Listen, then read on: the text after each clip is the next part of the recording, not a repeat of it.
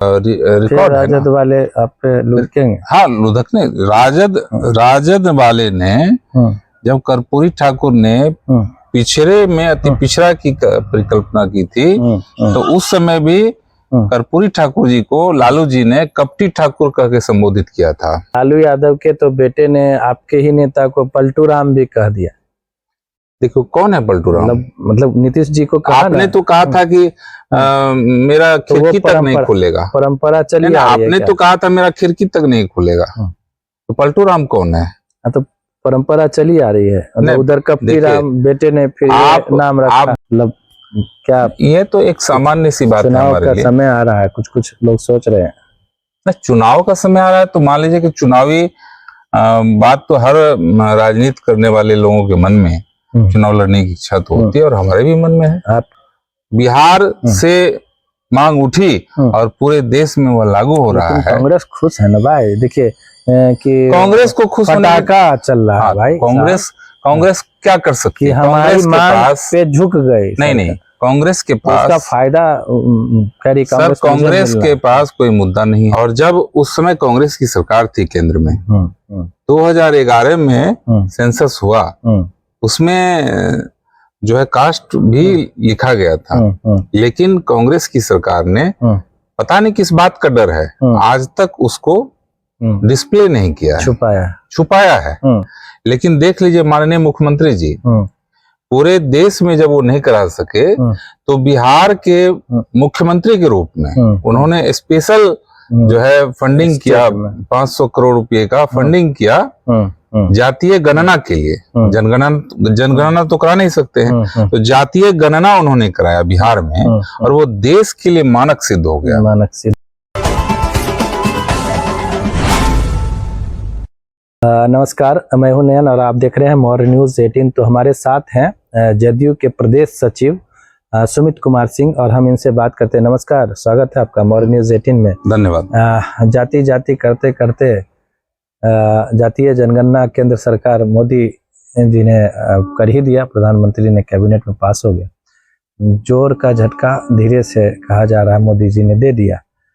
और देखिए चारों बगल देख रहे हैं कि फायरिंग एकदम मतलब पटाखा वटाखा छूट रहा। कांग्रेस के लोग, विपक्ष के लोग, राजद के भी लोग कि मैंने किया, मेरी मांग थी, पूरी हुई। क्या कहेंगे? देखिए सबसे पहले तो बहुत आभार। यह एक बहुत ही महत्वपूर्ण प्रश्न है नयन जी। आपको ज्ञात हो कि आज से लगभग 1994 की बात है जब हमारे माननीय मुख्यमंत्री जी बाढ़ के सांसद हुआ करते थे और उस समय सदन में उन्होंने आवाज उठाई पूरे देश में जातीय जनगणना के लिए। इसका रिकॉर्ड है मेरे पास और आप भी सुने होंगे सोशल मीडिया पे, मैंने भी पोस्ट किया है उसको। तो आज से कितना साल हो गया? 10 साल पहले की बात, 35 साल हो गया। तो उसके दरमियान आज तक देख लीजिए माननीय मुख्यमंत्री जी ने ही पूरे देश, बिहार ही नहीं पूरे देश में जातीय जनगणना का जो मुद्दा है उन्होंने उठाया। और जब उस समय कांग्रेस की सरकार थी केंद्र में 2011 में सेंसस हुआ, उसमें जो है कास्ट भी लिखा गया था, लेकिन कांग्रेस की सरकार ने पता नहीं किस बात का डर है आज तक उसको डिस्प्ले नहीं किया है, छुपाया है। लेकिन देख लीजिए माननीय मुख्यमंत्री जी पूरे देश में जब वो नहीं करा सके तो बिहार के मुख्यमंत्री के रूप में उन्होंने स्पेशल जो है फंडिंग किया, 500 करोड़ रुपए का फंडिंग किया जातीय गणना के लिए। जनगणना तो करा नहीं सकते हैं, तो जातीय गणना उन्होंने कराया बिहार में और वो देश के लिए मानक सिद्ध हो गया। जब बिहार में एक जब आगाज हुआ तो अंजाम इस रूप में आया कि माननीय प्रधानमंत्री जी ने उनको जो है इस संबंध में निर्णय लेना पड़ा। ठीक है, आप जदयू के हैं, दावा है और नीतीश कुमार के रीजन में हुआ भी है, लेकिन उसमें भी तो गंड मंड हो गया। लोगों को लगा कि मेरी जाति कम दिखाया, ये किया वो किया, बहुत बवाल हुआ। भाजपा जो आपके अभी सहयोगी है, उस समय तो आप राजद से साथ थे, तो राजद वाले कह रहे हैं कि देखो मैं था तो नीतीश कुमार से मैंने करवाया, मेरी वजह से क्रेडिट हमको चाहिए। कांग्रेस वाले कह रहे हैं कि राहुल हमारे जो हैं मुख्य नेता, वो सदन से लेके सड़क तक कहे तब प्रधानमंत्री मान गए। तो मतलब नीतीश कुमार की बात तो है, ठीक है वो किए, राजद का कहना है कि हमने मनवाया नीतीश कुमार से, अब मोदी भी मान रहे। 1994 में जब सदन में भाषण दे रहे थे माननीय मुख्यमंत्री जी, तो राजद का आता पता था क्या? लालू जी तो कह रहे हैं कि लालू जी तो विरोध किए थे, आप देख लीजिए, रिकॉर्ड है राजद वाले आप पे लुढ़केंगे। हाँ, लुढ़कने राजद वाले ने जब कर्पूरी ठाकुर ने पिछड़े में अति पिछड़ा की परिकल्पना की थी, तो उस समय भी कर्पूरी ठाकुर जी को लालू जी ने कपटी ठाकुर कह के संबोधित किया था। और जब 94 में माननीय मुख्यमंत्री जी ने जातीय जनगणना के विषय में सदन में मांग रखी मजबूती से, तो भी लालू जी ने इसका विरोध किया था। कपटी ठाकुर कहा था? हाँ, रिकॉर्ड है। लालू यादव ने कपटी ठाकुर का जी। तो ये बात तो मतलब चर्चा में है नहीं? एकदम चर्चा में, रिकॉर्ड है। हाँ, ये रिकॉर्ड है, मैं ऑन रिकॉर्ड बोल रहा हूँ। क्या लेना देना जाति का? देखिए, हर जो भी पॉजिटिव वे में हमारे नेता ने मांग रखी, चाहे हमारे नेता जिनके आदर्शों पर चल रहे हैं कर्पूरी ठाकुर जी, हाँ, वो उन्होंने जब लालू यादव जी ने तो वो तो कपटी ठाकुर इसीलिए कहा कि वो नहीं चाहते थे कि अति पिछड़ा की जो संकल्प है वो साकार हो। लालू यादव के तो बेटे ने आपके ही नेता को पलटू राम भी कह दिया। देखो कौन है पलटू राम? मतलब नीतीश जी को कहा, आपने तो कहा था कि मेरा खिड़की तक नहीं खुलेगा, परंपरा चली आ रही है। आपने तो कहा था मेरा खिड़की तक नहीं खुलेगा, तो पल्टू राम कौन है? तो परंपरा चली आ रही है, उधर कपटी राम बेटे ने फिर नाम रखा। है ना, पूरे बिहार में रोड बन रहा है, पूरे बिहार में हर घर नल का जल जा रहा है, पूरे बिहार में हर घर बिजली जा चुकी है। प्रधानमंत्री की ये जो घोषणा है काफी चर्चे में है।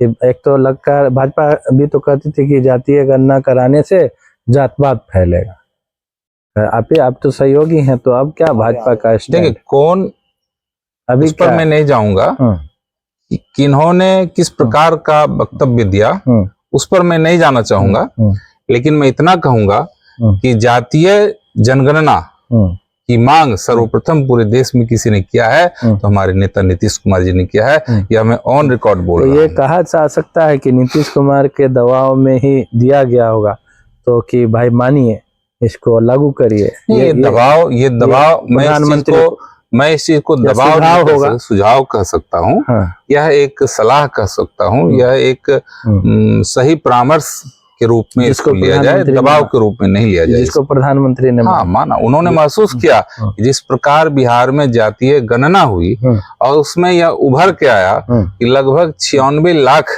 लोग जो हैं अभी भी जो गरीबी रेखा के नीचे जीवन बसर कर रहे हैं, जरूरत है, उनको जरूरत है मदद की। तो ऐसा प्रथम बार हुआ है कि जिस प्रकार का अमेंडमेंट माननीय मुख्यमंत्री जी ने उन 96 लाख गरीब परिवारों के लिए किया कि उनके रोजी रोटी के लिए, छोटा उद्यम लगाने के लिए उनको 2 लाख रुपए की आर्थिक सहायता की, और उसका आधार क्या था? आधार था जातीय गणना। उसी प्रकार उसी प्रकार हमारी पार्टी का यह मानना है कि पूरे देश में जब जातीय गणना होगी तो उसमें सामाजिक रूप से यह उभर कर आएगा कि कौन व्यक्ति किस परिवेश में रहते हैं, उनकी आर्थिक स्थिति क्या है, और उनके आर्थिक स्थिति को सुधारने के लिए, उनके परिवेश और उनके शैक्षणिक स्तर को सुधारने के लिए सरकार और भी गंभीरता से काम कर सकती है। 96 लाख लोगों को डिडक्ट किया गया था कि गरीबी रेखा से नीचे बिहार में नीतीश कुमार की सरकार ने ये जातीय गणना कराकर ये देखा था, जिसमें आर्थिक स्थिति क्या है और नहीं है, तो उसमें हर जाति को शामिल किया गया और 96 लाख लोगों को फंडिंग के लिए उन्होंने 2 लाख रखे कि भाई आपको फंड देंगे, आप उभरिए, कम से कम पढ़ाई लिखाई करिए। फंड दे दिया गया और आप पहली किस्त के रूप में 50,000 रुपया उनके खाते में जा भी चुका। ये एक अच्छी व्यवस्था, 96 लाख लोग। अब ये व्यवस्था अगर पूरे देश में हो जाती है तो बहुत सारा उद्धार होगा। चलिए ठीक है, आगे की बात हम करते हैं कि एक और बात जो चूंकि इसको लेकर काफी चर्चा हो रही है, तो चुनाव में इसका फायदा कौन उठाएगा? नीतीश कुमार को मिलेगा, एनडीए को मिलेगा, प्रधानमंत्री भाजपा के लोगों को मिलेगा, कि विपक्ष भी तो मतलब ढोल बाजा नजारा देखिए बज रहा है। नयन जी, मेरा मानना है, मेरा मानना ही नहीं, मैं यह विश्वास के साथ आपको कह सकता हूं, आपको दावे के साथ कहता हूं कि हमारी पार्टी और हमारे नेता यशस्वी माननीय मुख्यमंत्री जी श्री नीतीश कुमार जी राजनीतिक फायदे, चुनावी फायदे के लिए कोई काम नहीं करते हैं। प्रधानमंत्री तो वो सबका साथ और सबका विकास जो सिद्धांत है उस पर चलते हैं। प्रधानमंत्री जी क्या करते हैं? अब प्रधानमंत्री जी अच्छे कर रहे हैं। अगर माननीय मुख्यमंत्री जी ने सही परामर्श दिया और उसको उन्होंने फॉलो किया, बिहार से मांग उठी और पूरे देश में वो लागू हो रहा है। कांग्रेस खुश है ना भाई, देखिए कि कांग्रेस को खुश होने पटाखा चल रहा है भाई। कांग्रेस क्या कर सकती है? हमारी मांग पे झुक गई। नहीं, कांग्रेस के पास उसका फायदा कांग्रेस के पास कोई मुद्दा नहीं है। हाल ही में जब जातीय जनगणना कैबिनेट में निर्णय लिया गया, केंद्रीय कैबिनेट में, कि जातीय जनगणना कराएगी, तो उसके संध्या में ही राहुल जी ने प्रेस कॉन्फ्रेंस किया था और उन्होंने कहा कि तेलंगाना और बिहार में जातीय गणना हो चुका है। और जब कुछ दिन पहले वो पटना आए थे और सदाकत आश्रम में उन्होंने भाषण दिया था, अपने भाषण में कहा था कि बिहार में जो जातीय गणना है वो बेईमानी हुआ है उसमें। उनके ही स्टेटमेंट में अंतर आपको दिख रहा होगा, देख लीजिए। एक तरफ कह रहे हैं कि बिहार में जातीय गणना बेईमानी हुई है, एक तरफ दिल्ली में कह रहे हैं कि बिहार में जातीय गणना हुई है। इस तरह का कंट्रोवर्शियल स्टेटमेंट वो देते हैं। राहुल के सामने एनडीए झुक गई, सरकार, प्रधानमंत्री नरेंद्र मोदी झुक गए, और राहुल गांधी एक ऐसे नेता हैं जो समाज के हित में सोचने वाले हैं, सदन से सड़क तक मुद्दा उठाते हैं। और भाजपा जो कल तक कहती थी कि इससे जातीय बंटवारा होगा, विद्वेष फैलेगा, आज राहुल गांधी के जो की मांग थी, मांग कर प्रधानमंत्री झुक गए, एनडीए सरकार झुक गई। बिल्कुल यह गलत है। अगर कोई कह रहे हैं कि बिल्कुल गलत कह रहे हैं। मेरा मानना है कि भारतीय जनता पार्टी का कोई भी इस प्रकार का ऑथेंटिक स्टेटमेंट नहीं आया था। जातीय जनगणना के विरोध में या जातीय जनगणना नहीं कराने के लिए इस तरह का कोई स्टेटमेंट मेरे संज्ञान में नहीं है। अगर कोई कह रहे हैं, हो सकता है कोई प्रदेश सचिव है सुमित कुमार सिंह, और पूरे बिहार में अभी जो जदयू है विभिन्न तरह की योजनाओं को जनता तक पहुंचाने के लिए काम कर रही है। चुनाव बहुत करीब है और अफरा तफरी मचाए भी हुआ अंदर से, अंदर खाने में, कि सही सही उम्मीदवारों को खड़ा किया जाए, योजनाओं को जनता तक पहुंचाई जाए। एनडीए सरकार ने रथ निकाला है, बहुत सारी चीज़ें हैं, कार्यकर्ताओं को झोंक रखा है। आपको भी हम देख रहे हैं कि पब्लिक से खगड़िया सदर इलाके में आप पूरा लेके घूम रहे हैं, योजना समझा रहे हैं पब्लिक। नहीं, मेरा तो ये काम ही है। मैं एक सामाजिक और राजनीतिक कार्यकर्ता हूँ, और सामाजिक राजनीतिक कार्यकर्ता होने की हैसियत से हमारा एक कर्तव्य है कि हम जनता के बीच में रहें, जनता के दुख सुख में सहभागी रहें। मजलिस, हाँ, तो हमारा तो ये काम है, हमारा तो ये काम है। हम तो पूरा खगड़िया जब भी मैं घेरे रहते हैं, जब भी मैं क्षेत्र में रहता हूँ तो हमारे जितने भी शुभचिंतक हैं, हमारे जितने भी स्नेही जन हैं, आत्मीय लोग हैं, सबसे मैं भी मिलता हूँ, वो भी हमसे मिलते हैं। क्या माना जाए, कुछ दूसरा कुछ और माना जाए? एकदम पूरा जनता घेरे रहती है, आप बीच में एकदम योजना ये सब बता रहे हैं, मतलब क्या? ये तो एक सामान्य सी बात है हमारे लिए। चुनाव का समय आ रहा है, कुछ लोग सोच रहे हैं। चुनाव का समय आ रहा है तो मान लीजिए कि चुनावी बात तो हर राजनीति करने वाले लोगों के मन में चुनाव लड़ने की इच्छा तो होती है, और हमारे भी मन में है। आपकी ही एक स्वजातीय कहें, आरसीपी सिंह पहले ही आपकी पार्टी में थे, आए थे बेलदौर, वहाँ बोले कि अब जो 5000 आदमी आप आए हैं,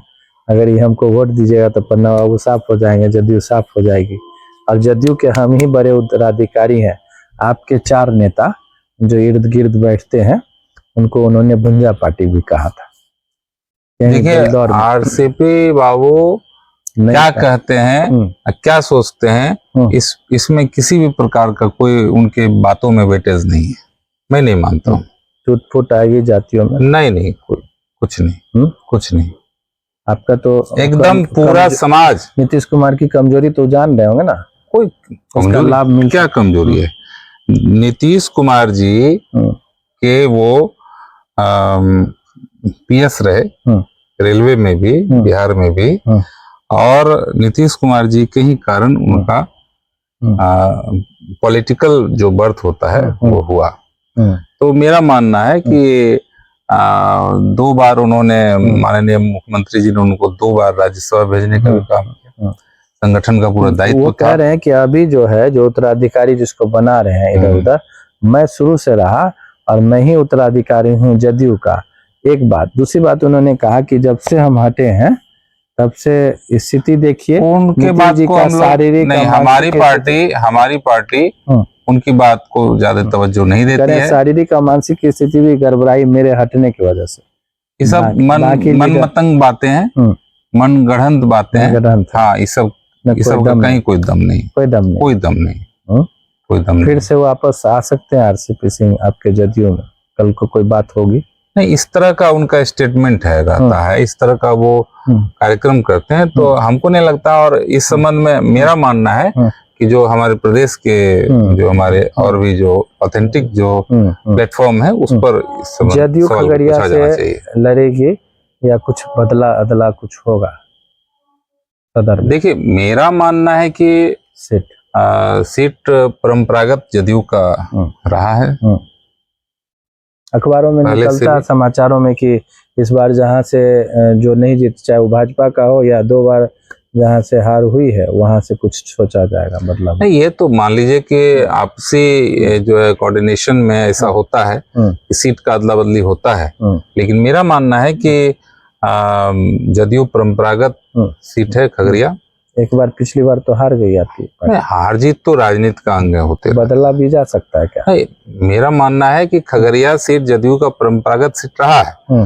अब एनडीए जो मिल बैठ के तय करेगा, जो भी निर्णय होगा, हम लोग साथ हैं, सीधी सी बात। वैसे अभी तो 2 हार वाली बात है नहीं, यहाँ तो एक ही हार वाली, एक ही टर्म में जदयू की हार है। हाँ, तो अभी ये वाला नहीं, ये मैंने कहा ना नयन जी कि जदयू का जो यह परंपरागत सीट है और जदयू का यहाँ ठोका हुआ वोट, ठोका हुआ। भाजपा वाले भी यहाँ के कह रहे हैं खगड़िया, भाजपा जदयू 2 थोड़े हैं। खगड़िया वाले भाजपा कह रहे हैं कि मेरा है, हम छीनेंगे। छीनने वाली बात नहीं है, छीन लेंगे ना मैं छीन सकता हूँ ना वो छीन सकते हैं। छीनेंगे। एनडीए जो है, भाजपा छीनेगी खगड़िया सदर। बोल नहीं जी सर, यहाँ भाजपा जदयू की बात नहीं है। मैं फिर कहता हूँ कि एनडीए में सभी घटक दलों के बीच में जो निर्णय होगा सीट का, जिस सीट पर जो भी लड़ेंगे, हम लोग मजबूती से उस उम्मीदवार को जिताने का काम करेंगे। आप प्रदेश सचिव हैं, इसलिए आपकी बातों का बहुत मायने रखता है। आप अगर कह रहे हैं कि जदयू यहाँ से चुनाव लड़ी है और आगे भी लड़ेगी, ऐसी कोई संभावना नहीं है कि ऐसा कुछ अदला बदला होगा, लेकिन शीर्ष नेतृत्व जो चाहेगा वही होगा, इसलिए छीना झपटी की कोई बात नहीं है। तो आप सुन रहे थे सुमित कुमार को, और ये हैं प्रदेश सचिव हैं जदयू से, युवा नेता हैं। बातचीत बहुत सारी होगी, लेकिन जातीय जनगणना पे बहुत खास बातचीत हमारी इनसे हुई है, जदयू के स्टैंड को लेकर और नीतीश कुमार को लेकर। तो होड़ जो लगी हुई है कि मेरी वजह से प्रधानमंत्री झुक गए और एनडीए की सरकार झुक गई, मेरे निर्णय को मान लिया प्रधानमंत्री ने और कैबिनेट ने, और राजद के खेमे में अलग है और सब ढोल तमाशा बज रहा, सब खुश है। पहली बार ऐसा कुछ देखने को मिला है पूरे देश में कि जिसमें सत्ता पक्ष भी खुश हो रहा है और विपक्ष भी खुश रहा, मग्न है सब लोग। लेकिन अभी भी है कि तारीख कब बताएंगे, जनगणना कब करेंगे, कैसे करेंगे, ये सब एक छोटा अगली जो ले रही है अगली जो जनगणना होगी उसमें कास्ट का भी कॉलम होगा और उसमें सेंसस में कास्ट भरा जाएगा, या स्पष्ट कर दिया गया है। पर ही बैठ के हो जाएगा, फिर वही हल्ला होगा कि मेरा कम दिखा दिया। नहीं, ये टेबल पर बैठ के जो है ना, आरजेडी के शासन में, पति पत्नी के शासन में टेबल पर बैठ के काम होता था। आरजेडी मतलब पति पत्नी, हाँ, पति पत्नी के साथ जो जंगल राज था, तो वो भी तो उन्हीं के पथ पर न चल रहे हैं। बाल बच्चा भी अब बनेगा। हाँ, तो वही उन्हीं के पथ पर चल रहे हैं। एकदम सब खम ठोके हैं कि बस तेजस्वी इस बार सब। कौन सी का तेजस्वी, कौन सी में तेजस्वी है? रेलवे में नौकरी के नाम पर जमीन लेने में तेजस्वी न है।